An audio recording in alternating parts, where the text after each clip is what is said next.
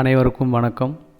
நம்மளுடைய modern survey இன் Tamil YouTube சேனலில் TNPSC மூலமாக வெளியாகக்கூடிய வேலை வாய்ப்புகளை நம்ம முறையாக அப்லோடு பண்ணிட்டே இருக்கோம்.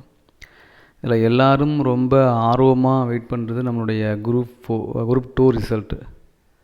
இந்த குரூப் 2 ரிசல்ட்டு பார்த்திங்க அப்படின்னா, இந்த எக்ஸாம் எழுதி ரிசல்ட் இன்னும் வராமல் இருக்குது. இது எப்போ வரும் அப்படின்னு எல்லாருக்குமே ரொம்ப இதாக இருக்குது. டிஎன்பிஎஸ்சி ரிசல்ட்டு விடுறாங்கள்ல, அந்த இதில் கூட செப்டம்பர், நவம்பர் இப்படி போய் இன்றைக்கி டிசம்பரில் நிற்கிது.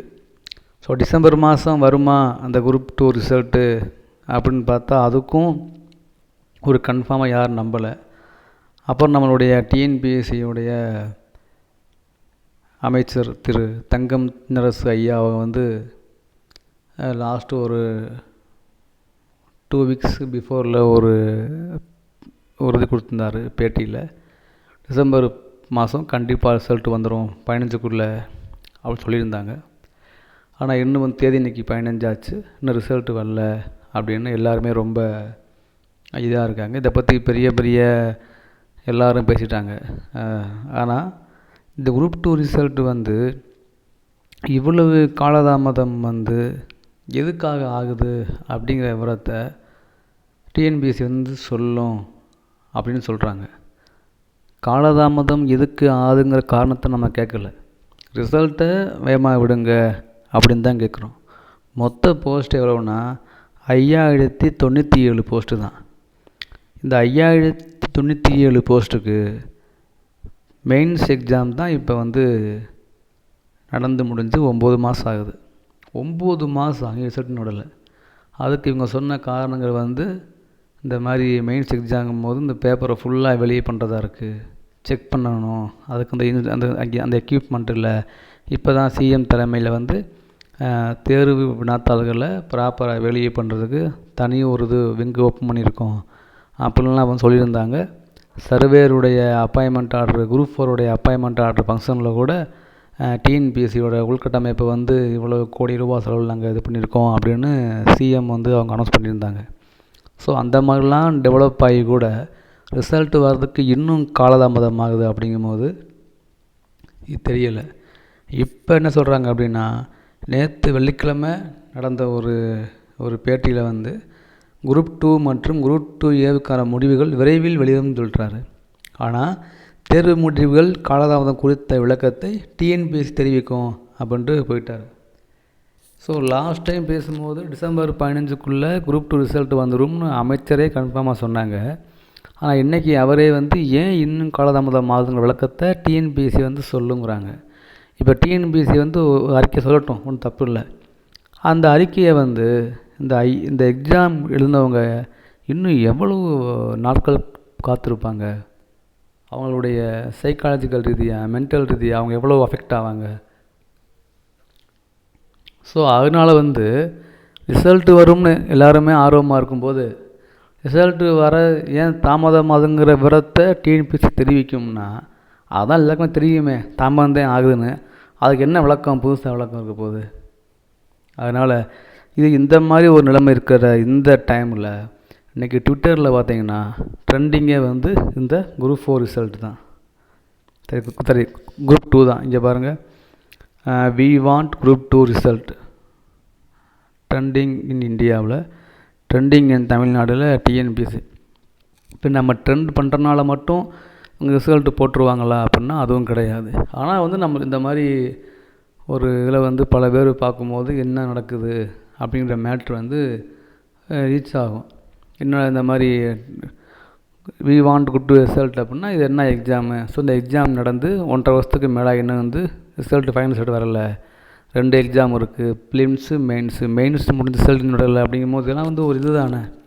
இப்போ நம்மளை விட இப்போ நம்ம ஒரு குரூப் 2ங்கிறது ஒரு மெயின் ஸ்ட்ரீம் போஸ்ட்டு, ஒரு மெயினான போஸ்ட்டு. ஸோ அந்த போஸ்ட்டு 5097 போஸ்ட்டுக்கே இவ்வளோ லேட் ஆகுது அப்படின்னா, இன்னும் கூட ரிசல்ட்டு எப்போதும் தெரியலை அப்படின்னா, அந்த தேர்வு எழுதப்பட்ட அந்த ஒவ்வொருடைய பசங்களுடைய, அதாவது தேர்வு எழுதப்பட்டவங்களுடைய மைண்ட்லேருந்து பார்க்கும்போது தான் இது எவ்வளவு ப்ரெஷராக இருக்கும் அப்படின்னு தெரியும்.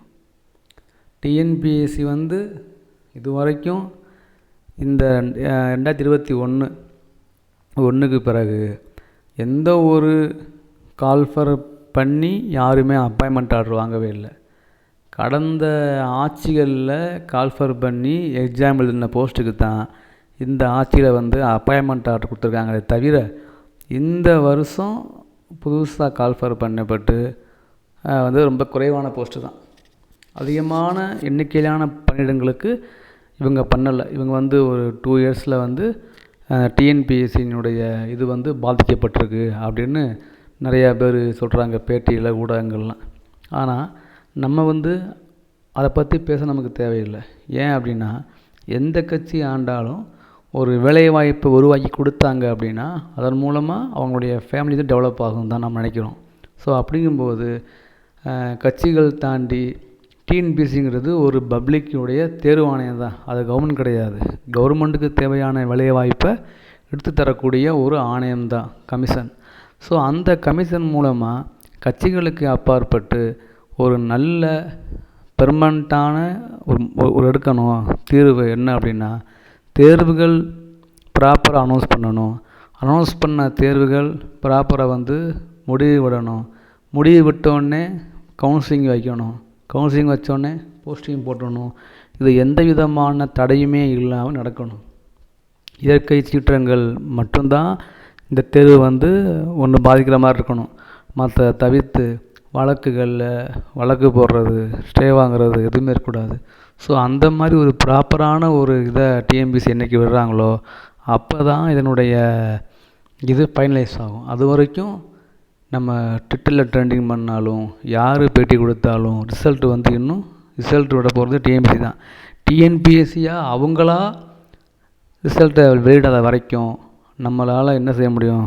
நம்மளால் வந்து வெயிட் பண்ண தான் முடியும். ஸோ அதனால் நீங்கள் என்ன சொல்கிறீங்க, டிஎன்பிஎஸ்சியை மட்டுமே டிபெண்ட் பண்ணி இருக்காமல் யூபிஎஸ்சி, எஸ்எஸ்சி இந்த மாதிரி எல்லா எக்ஸாம் எழுதுங்க.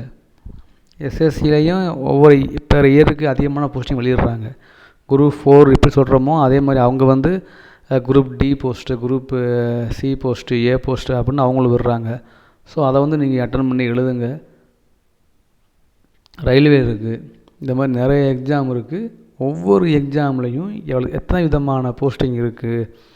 இந்த கடந்த 2 வருடங்களில் வந்து இவங்க வந்து டிஎன்பிஎஸ்சியை வந்து ஒரு அடுத்த கட்டத்துக்கு கொண்டு போயிருக்காங்க, நல்ல முறையாக இன்ட்ரடியூஸ் பண்ணியிருக்காங்க அப்படின்னா அதன் மூலமாக மக்களுக்கு என்ன பயன் இருக்குது டிஎன்பிஎஸ்சிக்கு, அதை வெளியே வந்தால் தான் அவங்களுக்கு தெரியும்.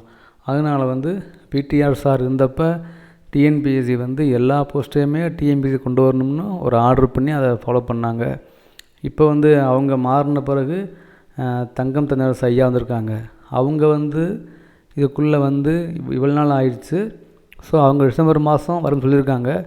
டிசம்பருக்குள்ளே அந்த ரிசல்ட் வந்துட்டா அப்படின்னா அவருடைய வார்த்தை வந்து அடுத்து அவர் என்ன சொன்னாலும் நடக்கும் அப்படின்னு ஒரு நம்பிக்கை இருக்கும். ஸோ அதனால் வெயிட் பண்ணுவோம். ரிசல்ட் வந்து வராததுக்கு என்ன காரணம் அப்படின்னு டிஎன்பிஎஸ்சி ப்ராப்பராக வந்து அறிக்கையை விடுவாங்க சொல்லியிருக்காங்க. வெயிட் பண்ணுவோம் என்ன சொல்கிறாங்கன்னு. ஆனால் அந்த அறிக்கையை யாருமே அக்செப்ட் பண்ணுற மனநிலையில் இல்லை. நமக்கு தேவை என்னது ரிசல்ட்டு. அது வந்தால் போதும் அப்படின்னு நம்ம வெயிட் பண்ணுறோம். சரி, பார்க்கலாம். தேங்க்யூ.